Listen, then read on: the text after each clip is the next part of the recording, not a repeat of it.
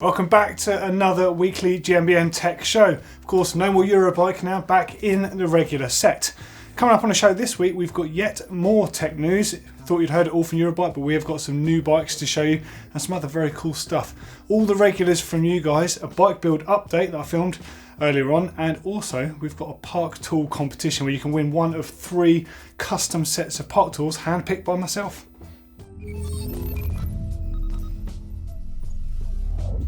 Okay, so let's jump straight into tech news, and there's a few things on the radar this week. Not quite as much as there has been with Eurobike having finished, but there's bits and pieces. Starting with the brand new Commencal Furious. So that is a 165mm travel bike. It's really geared up towards those wanting to hit bike parks hard, maybe a bit of casual downhill, and even some enduro riding. So it accepts 27.5-inch wheels. It does accept the new wider trail, like the 2.6 size, or as Continental say, the B+ size. The new pivot point on it is lower and it's further back, so not only does it give an improved suspension feel, but actually pedals a lot better as well, and it also works better under braking. It's a completely revised version of the previous model, and look at this thing, this looks absolutely amazing. So several different colorways available, including this one. It's called the Clash, very cool, and of course the Pro version with those red lyrics on the front there. All the usual stuff on there. It's boost spaced, it's got a metric shock on there. And sizing wise, it's got 434mm chainstays out back. You've got a 65-degree head angle, and on the XL, which is always the size I refer to on the shows, it's got 497 reach, so it's right up there with the nice roomier bikes. And longer travel bikes have definitely been the flavour of the month for a while, and we obviously talk about the Nomad quite a lot in bike build, but there's a brand new Santa Cruz on the shores, and that's the Bronson, which has had the same treatment as the Nomad. So it's 150mm travel rather than the 165, 170 bikes you see out there. It's geared up for a 160mm fork on the front, and it's running 65-degree head angle, but look how nice this thing is. It looks like a lighter, well it's a lighter trail-friendly version of that Nomad bike. And there's also, if you look on the Juliana version of the Santa Cruz site, that of course is their female orientated range. There's a Juliana version called the Strega, so it's effectively the same bike, but it's all aimed specifically at women. 2 very cool bikes from the Santa Cruz stables there. Now this is something a bit special. I didn't actually get to see this myself. I'm just going to throw you over to Jonesy from GMBN, who found this for me at Eurobike. This is one of the most unique bikes you'll ever see. So it's a hand-built steel dirt jump bike. It's a pressurised frame on there, which means you can reseat your tubeless tyres with it, and it's even got a scoop on it for digging a hole when nature calls. Check this out. Right, Doddy, this is a piece for you. It's a classic. This is Joel Dunkley from Paris. Got to show you this. It's insane. Joel, talk us through it. Okay, this is Enduro mountain bike we made with Mania. This is my design friend did, and we put the frame under pressure. So you can see here we have everything spares if you have a flat, but we can also seat tubeless tires with a hose. Oh my god, that's ridiculous. We can connect through the rear wheel to the front wheel. Yeah. And here you have air in the tires. You can inflate this with a directly designed floor pump if you want, or you can also just use the shredder valve that's on the frame. Yeah. So here, and if you're really a bad person, you can use any type of tire on the road, like from a car or something to sit. Totally sealed off. Yeah, totally sealed. Top tube, down tube is full of air. Yeah. You can go, after a calculation, up to 200 bars, but I wouldn't recommend it. Yeah. So basically it's a bike to go anywhere and to keep having a tubeless everywhere. That's the thing. Yeah. Joel, amazing. Thank you. No worries. Yeah. You want to see something else? If you really want to have a tubeless seated, we have the tubeless inserts in the frame, so everything is hidden. That's a bike I don't want people to see. Yeah. And then they see and they're like, what? Wow, that's super cool. And this is the one side. You have 2 sides on the handlebar. Yeah. On the other side, it's more about a small joke. Bottle opener and a little blade. Always handy if you are in traffic jam. Well, do you know what? I think that's one of the coolest things that I've seen at Eurobike. No. It goes more. There's more. You will never guess what that is. I don't know. It's a shovel. It's when you go out, you know, yeah, leave no trace, man. Like, honestly, like, you're What really does this bad mean? for... Ponson 1, Pensa plus? It's sand less, think more. So basically, it means that all the welds, it's fillet brace welds, Yeah. they are not sanded. So you Okay. gain one day of work, of labor, so you can reduce the price of the frame. Because we want it to be accessible still. Right. You know. Wow. Yeah, because mountain bikes, hardtails, it's for fun and it shouldn't be like too expensive. So there you go. GMBN Tech at its finest. Now, this bit of news is a bit of an unusual story. This is about as tech as it gets. Now, on the back end of suspension bikes, you typically have bearings or you have bushings, also known sometimes as IGUS bearings. Now, CeramicSpeed, makers arguably of some of the finest bearings out there, and they're very well known in the road world for making super fast rolling, very efficient bearings.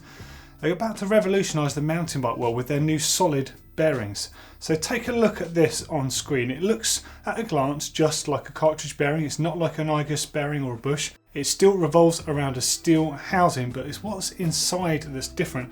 So it's a combination, it's a hybrid bearing of CeramicSpeed balls and stainless steel.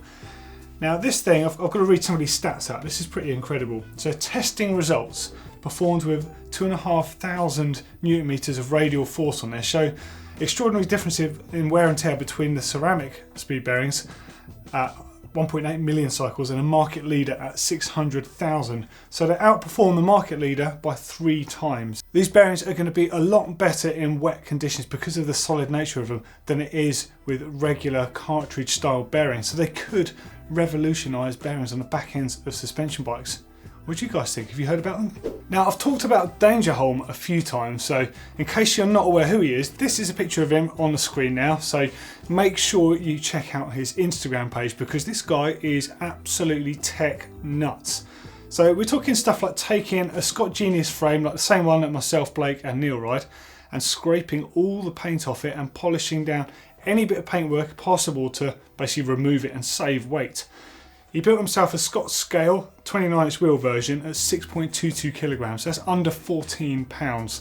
And right now he's just got a picture on screen of a 3D printed remote dropper lever with shock lockout and also Di2 routing on there that he's custom making himself.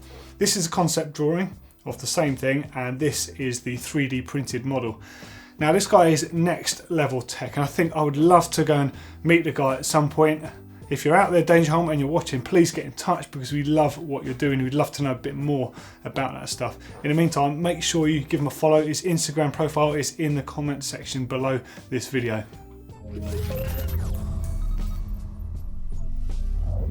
Alright, now it's time for Bike Cave. This is of course the section of the show where we get to check out where you guys and girls work on your bikes, tinker with your bikes, lock your bikes up at night when you go to bed, all that kind of cool stuff. So make sure you send your Bike Cave entries into us. Email address is on the screen right there, and you can also tell them where we can find us in the comments below. Hit us up on Instagram, hit us up on Facebook, all of the usual channels. So I've got a few really good entries this week, and first up is from Connor Crawford. Hi guys, my name is Connor Crawford, I'm from Fife in Scotland, and this is my Bike Cave garage. Pictured, I've got my Giant Phantom Merida 140, my girlfriend's Giant Live Connect cyclocross, and my brother's Specialized Levo 6 Fatty e-bike.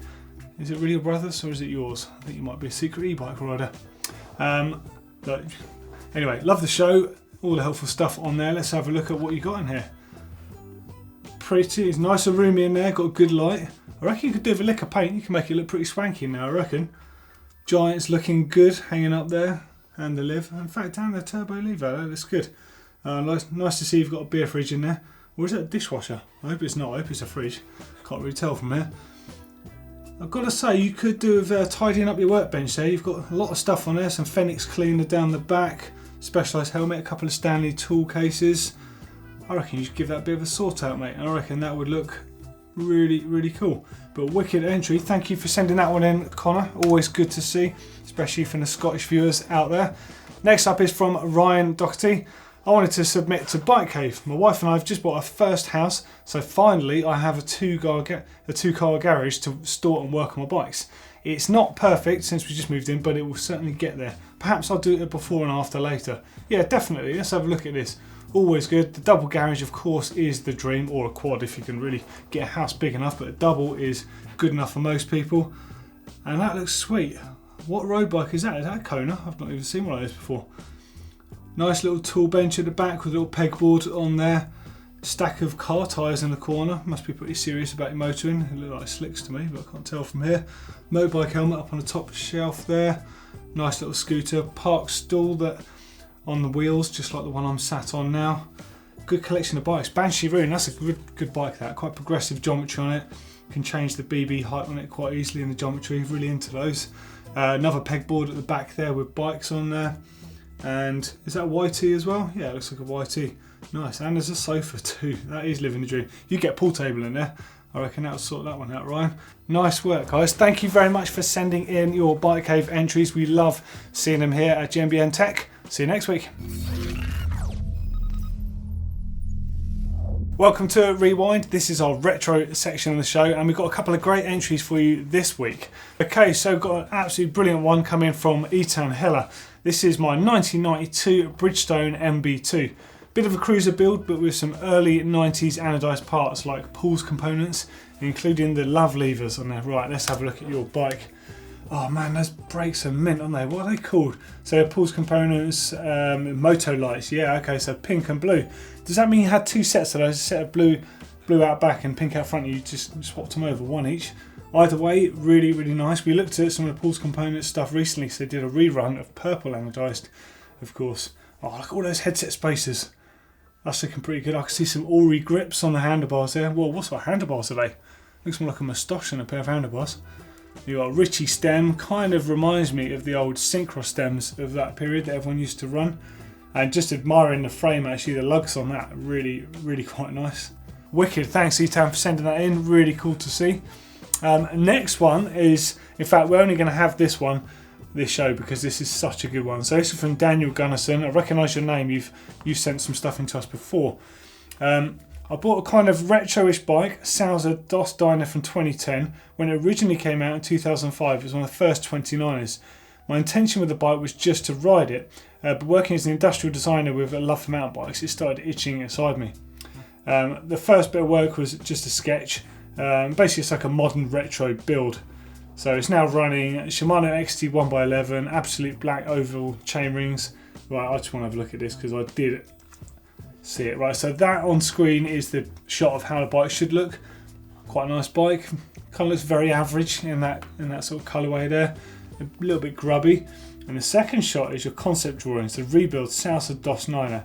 And that looks absolutely mint with the original sort of RockShox RS1 decals on the Reba fork there. I've got a set of those decals I had made up actually in pink for a set of lyrics I've got that are all black just to look just like the original RS ones. I love doing it, but I don't think RockShox are too happy when I did that one a few years back. The oval chainring looks pretty trick. I like the fact you've got carbon cranks and you've got the boots on there to match your paint job. It does somehow, even though it's a modern looking bike, manage to look quite vintage. Oh, the foam grips as well in the same colour as the tan sidewalls. Magura brakes, even got sort of the turquoise gear housing. Man, that's a really nice effort. But it's all about the that RockShox graphic. They need to bring it back. It looks amazing. Something about it is so cool. Really good concept. Thanks Daniel for sending that one in. Really into that. Alright, now it's time for Top Mods. This is the modification section of the show, or as one of our viewers recently said, the modification station, which I quite liked, and we probably would have called it that if Top Mods didn't sound so good. So send your modifications in because there's plenty of cool stuff here to see, and I want to see all the rest of you have been doing to your bikes. So the first one is from Ryan Doherty, who also sent his Bike Cave in earlier. Hey Doddy, saw you talking about your mastic tape chain slap dampener, so I thought I'd share what I did and some other changes. So it's my Jeff C I picked up earlier. Okay, so I said it looked like a YT, wasn't sure which. Picked up early in spring, and here's a list of what I changed. Quite surprising you even upgraded it because the spec on them as standard is really good. But so you've gone for the wolf tooth B-rad strap for your spares. That's quite cool for storing all your bits on the bike. Crank boots, obviously a good idea to protect the end of your cranks. You could do that with a mastic tape as well, actually, like I've done. New derailleur hanger, mastic tape, chain slap dampener. I do recommend looking at your one here. You've done what I did for my first one when I was just experimenting. I only did it like that because I didn't have enough to do a full chain stay. So if you look at the picture on screen now, actually, sorry to take away from your one, but here's a picture of my sort of Mark II version. It's made out of a single piece with the 3 folds within it. It works a lot better, and I know there's no chance that one could just sort of fall off and get tangled up somewhere, so I recommend you do that. But it does work surprisingly well, doesn't it? Not the best looking, but it definitely works. So back to your bike. So new front wheel, an LG1 rear tyre, TRSR carbon rear rim, a one up top upper chain guide, and a charity saddle for my buddy's Jeffsy after I broke mine. Well, it certainly looks good. So you're riding pretty hard if you're going through rear tyres and rear rims. So I'm guessing you slashed the tyre. I'm guessing you absolutely rims somewhere and left it fit for nothing. Next up is, oh man, this one's for South Africa. So this is from Gregory Stroud. Doddy, loved the channel and show. Stumbled across it when researching tubeless conversions and saw your video on the subject. I tried the dry method like you recommended, it worked like a charm. Since then I've probably watched every single video on the channel, really a treasure trove of information. I particularly enjoy the segments on the pro riders' bikes. We've got loads more of those coming, Gregory, so make sure you tune in for those. Anyway, here's a few photos of my latest steed. It's the 2018 Specialized Epic Compact carbon hardtail, which I've started modifying slightly to get the weight down. Man, it's a light bike anyway, that. So I was looking at Sam Gaze's one of those. It's a seriously, well, it's a weapon really, isn't it? I mainly ride marathon, so weight is a bit of an obsession for me, fair enough. I've replaced the SRAM GX Eagle 11-speed with the 12-speed drivetrain, fitted a C6 XCO carbon flat bar, designed, manufactured and tested here in Cape Town. Fitted a race face next carbon seat post, fitted some bulletproof Shimano XTM 8000 pedals and some Schwalbe Racing Ralph rubber. Next job, wheels. Man, I tell you what, Gregory, you've done some serious work to this bike. See, it's one of the best carbon hardtails out there anyway, but you've made this thing look seriously light. Cool, so some really good top mods in there. And now for something a little bit different. So normally this is where we have Tech of the Week. This week I'm checking out a park tool set, and also we're going to be giving away 3 sets of that. So I'm just going to fire down to the workshop. See you there. Okay, so time for Tech of the Week, and it's a little bit different this week. As you might notice, I'm in the workshop, I'm not in the tech set. And right in front of me here is the Park Tools SK3 Home Mechanics tool set. Why exactly am I sat here with that? Well, the reason is I'm giving away 3 of these, which I'm about to customise to you lucky viewers. Okay, so inside you have tyre levers, you have a basic chain tool, works very well. You've got a cassette lock ring tool, you've got a chain checker there to make sure your chain's not too worn. You've got a multi-spoke tool there, so it would work on most size spoke nipples. Torx T25 driver, super patches, screwdriver for adjusting the limit screws on your derailleurs, a cassette cleaning tool and chain cleaning tool, multi-tool with various size Allen keys on there, chain pliers for splitting your chain links, cable cutters, the best ones in the business right there, and a pedal spanner. But I decided it wasn't quite enough. So this is an excellent home mechanics tool set, but I've decided to pimp it up a bit and bring in a few extra pieces. Okay, so I decided that every mechanic needs a full size set of Allen keys in there, and a conventional set that comes with the kit, you can bung that in your riding bag for when you go riding. Next up, an ATD one. This is a torque wrench tool, so this is adjustable, suits most of the controls on your bike. Next up, I'm putting in a pro style chain tool, which means that the little compact one, you can put that in your riding pack to hit the trails with. I'm putting in massive adjustable spanner to use with that cassette tool, also very handy for other jobs you can do. A chain whip, which you obviously need for removing a cassette on a bike. Bottom bracket tool, and also has the bearing preloader that suits Shimano style cranks. And last but not least, a park spork and a park bottle opener. So the SK3 toolkit on its own retails for about 100 quid in the UK, about $110 in the States. And with my custom hand-picked selection, you're looking at about 300 quid, about 320 US dollars. Now, if you want to win one of 3 sets of this really cool hand-picked tool set, Make sure you click the link below this video. Do it as fast as you can because it's going to expire fairly soon. So click that link and you might win. We'll announce a winner soon. Hi, welcome back to Bike Build. Of course, last week on the show I was actually reporting from Eurobike, so it wasn't possible to do this. So hopefully you've had time to catch up on some of the new tech we spotted out there. There's a video on the main GMBN channel, and of course there's a few videos here on tech. So please make sure you check those out and let us know what you think in the comments, and of course in the comments below this show. So this week on Bike Build, I want to talk to you a little bit about the USE Helix post and why I've chosen it to go on the bike. I'm also going to be trimming down the steer tube and telling you a little bit about how the process is going to go from there. Okay, so firstly let's take a look at this seat post itself. So it's a USE Helix post, a little bit different to some of the other ones out there. Of course it's available in different sizes and drops. That's regardless for the minute. What I want to talk to you is the simple system inside. So it's got an air valve at the top here, regular Schrader valve there, or car valve, and this is used just to return the post, nothing else. So judging by the amount of air that you put into the post, it alters the return speed, so you can have effectively having a slow rebound or a fast rebound depending on your preference. But the interesting thing is the internals. It's obviously called the Helix post, and on the inside of it, if you watch me just unscrew this, it's a completely mechanical Helix design that actually rotates as the post travels up and down. It's completely mechanical, there's no oil in there, there's no IFP, there's none of that stuff that can go wrong. It's very, very simple, and the only maintenance that's ever needed on this is a little bit of a clean, a bit of an oil, and a bit of a clean underneath the seals here. It's really, really simple, and for that reason I've chosen to put that on the bike, because although the post certainly isn't one of the cheapest posts out there, hopefully it will be a very trouble-free post in the long term. It's cable operated, it's a very simple design. There you go, there's the cable system that plugs onto the bottom of the post that operates the Helix. The lever itself is really nice, it's on a ball socket, and the actual pad on there that's got the USE logo etched into it, which adds a lot of traction there. Really nice and simple. So today I want to get this in place on the bike, get that cable routing through to the bars, get the levers in position and start looking at cable length. But before I do that, I want to start looking at the fork steerer tube. Okay, so up to the front of the bike here, we've got this bit of steerer tube sticking out the top.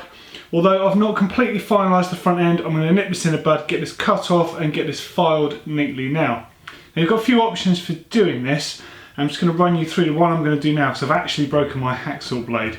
So in an ideal world you would remove the fork from the bike, you would put it in a vise, hopefully with some soft jaws of some kind to just protect it, and using a steerer tube cutting guide, then you'd use a hacksaw to neatly cut.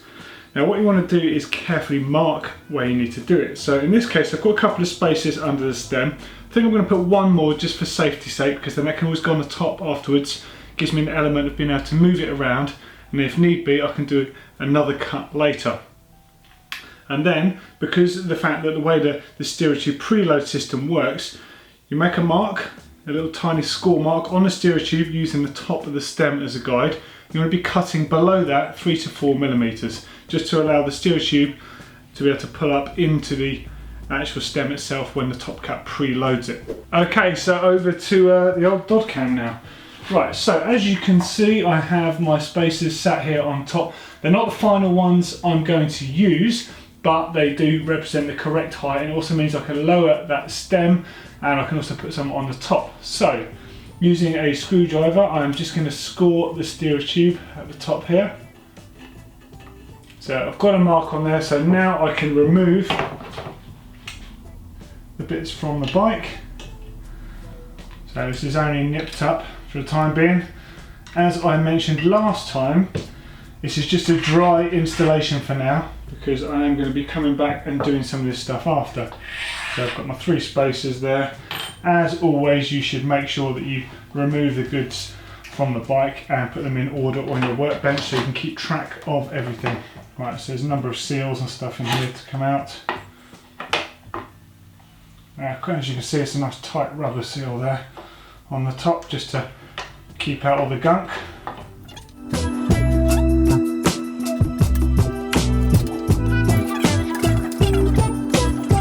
Okay, so there we go. As I said a minute ago, just emphasise the point that you want to make sure that the components come off in an order and you can keep track of them.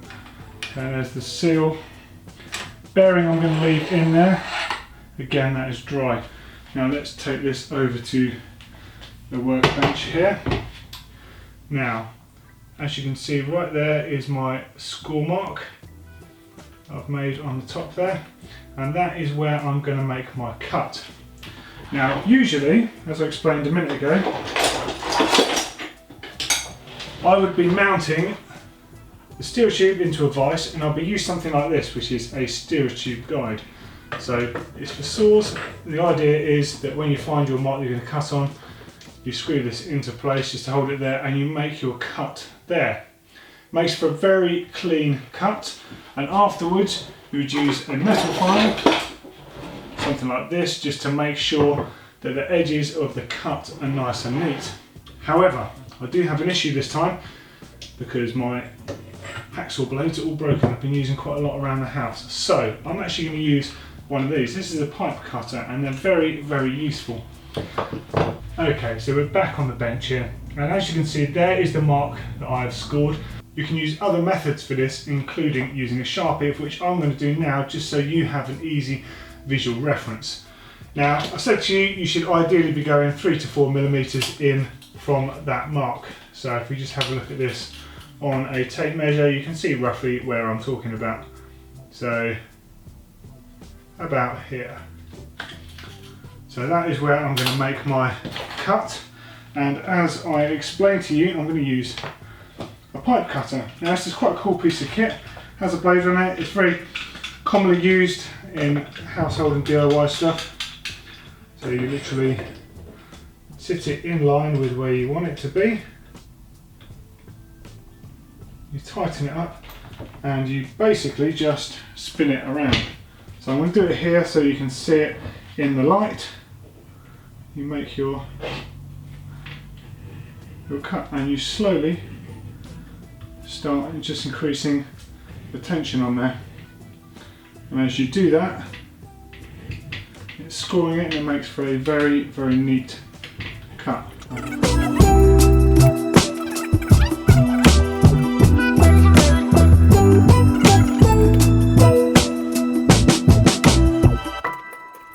And as you can see, I'm just nearing the part where it starts cutting through. There we go. Bingo. So, as you can see in the top here, there's a little bit of metal swarf there. On this particular tool, you've got a little nice thing for just cleaning out the inside there, making it nice and smooth.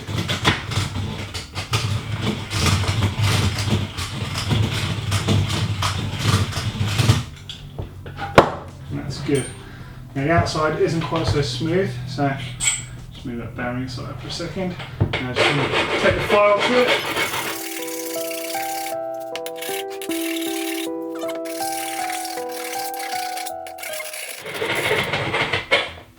What we're looking for is no sharp edges.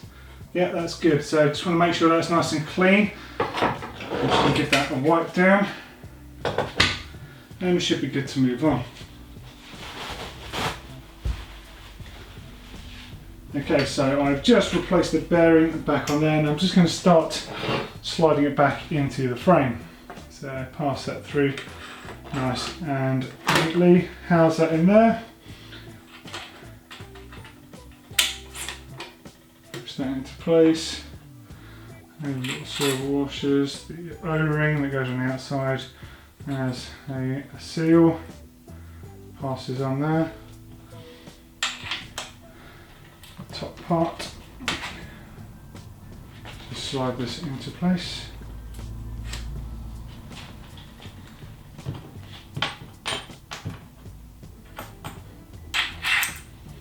Spacers, and good, that's just allowed for that extra one as planned.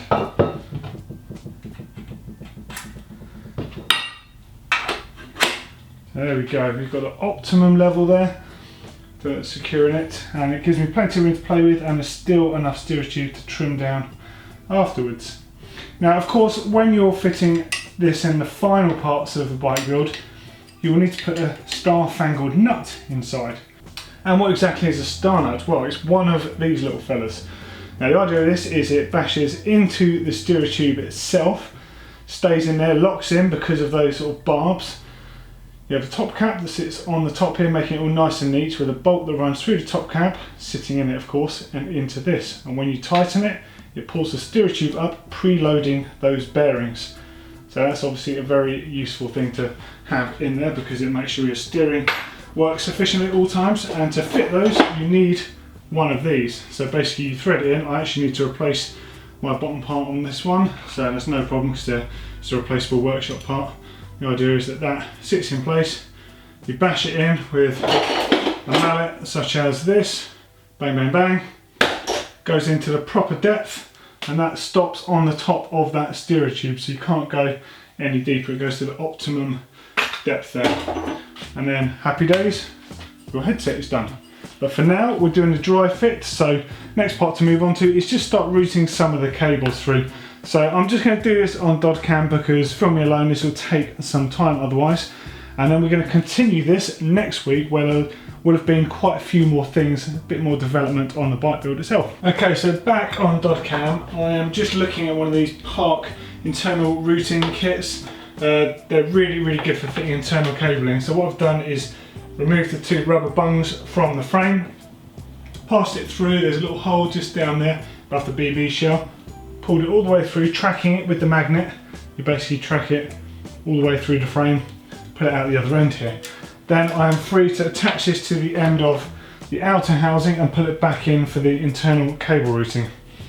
It's a nice easy system to use, and it can take away from what can seem like hours of really frustrating work. I'm just going to push this onto here, and then hopefully, as you'll see, I can pull this back down through here, and I'll replace the rubber grommets afterwards. So I'm looking for it to come out at the far end down there. Quite hard to see, I'm sure, from your angle, but I thought I'd try and show you this as naturally as I could. It's a bit of a fiddly job, I can just see the end of it there come through, so you need to coax it through. There we go. So, lovely. So you've now got the cable internally fitted in the bike, so I can now sort the length of it out, get the post in and get it connected. Taking your time when doing this sort of stuff is key. If you rush it, it can be a very frustrating thing to do on a bike. So I'm just going to make sure I get this on first. So this is the plug that goes over the end just to stop debris and moisture and stuff getting into the frame. So a little bit fiddly just to plug that hole there, but it's well worth it, and I can actually feel it coming in from the inside there as well. So that is in. Okay, so now this cable needs to go up the inside of the seat tube there.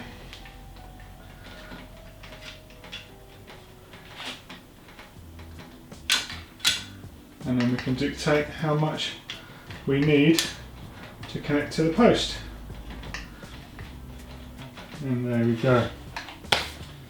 So here is the post. I always recommend using a small amount of grease on the inside. Of course, if you've got carbon frame, then you need to consider things like a carbon compound. In this particular frame, I'm just going to use a regular grease. And when it comes to actually choosing the length of outer housing, this is the same with gears, brakes and everything. You need to consider a few things. So firstly, if it's affected by the suspension moving on the bike. So this will affect things like the brake line, which on this particular bike starts here, goes to the underside of the seat stay to the inside of the frame here, drops down and goes up the down tube there, and then connects. So you need to factor that in. The same with derailleur gears, and of course in this case the seat post routing is actually affected by the steering. So just for example, I've just got this loosely in here, and what I want to try and see is how much room it has if put in a position where I'm going to crash or something like that. So you want to let the bars come all the way around to the far side.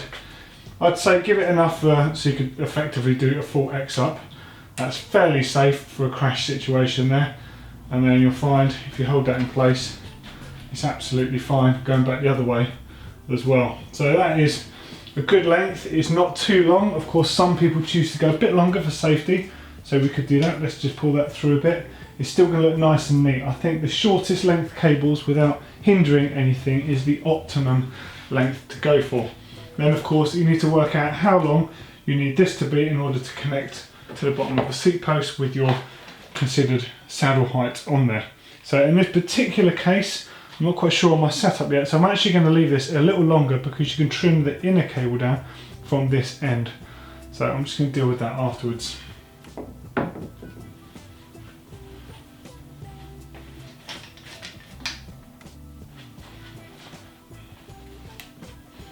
And not forgetting, let's just get the plug back on the frame there. So that not only makes sure that nothing can get into the frame, it takes care of cable rattle as well, which of course we know is really annoying. So there we go, that's just in place. Right, cool. Okay, so for the time being, this is all I've got time for. I've got to get back to the set and get on with other stuff. So just going to run you through what I've done. I've routed the seat post and the internal routing for that through the frame. I've put the saddle on, and I've just started to put the controls on the bars here to just get a little idea of how I want it to be. Now, I'm on moto style brakes, so right brake on the right. So as standard, these TRP quadrium brakes come with it routed to the left. So I've just put the left lever on the bar and the caliper on the fork for the time being, but I have to do a lever swap. And of course the brakes do need to be bled, well, they need to be filled up, full stop, have the olives put on the cables, all that sort of stuff. So I'm actually going to take this to the workshop at work because we've got a full setup there. It's a bit temporary here for me at the moment, so I'm just going to run you through a few of these things on here. So up front here you have the nice TRP lever, and of course that is a left hand lever there running into the front brake. US style. I do have a brake adapter to go on here. For the time being, it's just stuck on there as it is. And then of course you've got the race face cockpit up front here, another brake lever, and on the underside here we have the box components 2 shifter, and then just running through the frame here you've got all the stuff you need to see. So the shock itself, I've not put any thread lock on those bolts yet, and I've not chosen which I'm going to run it in, low or high, just yet. I need to figure that out, but one of the next things I'm going to do is go and see the guys over at TF Tune Shocks, and they're going to tune that shock and they're also going to tune the fork. So next step is to get the brakes on and to get the bottom bracket and cranks in and loosely get everything assembled, put the wheels on, and we'll see what's next. So there we go, there's another weekly GMBN Tech Show in the bag. I hope you enjoyed the ride. If you want to see a couple more videos from the channel, click down here for the latest and greatest from Eurobike. So there's a whole bunch of stuff, and you can click through from that video to all the rest of the Eurobike content, both here and over on our sister channel, GMBN, and click up here if you want some more money saving tips. So nice, simple, free hacks for you to do at home and recycling stuff to use it again. As always, click on the round globe to subscribe to GMBN Tech channel. We love having you here. Please tell all your friends about us, and if you like GMBN Tech, give us a thumbs up.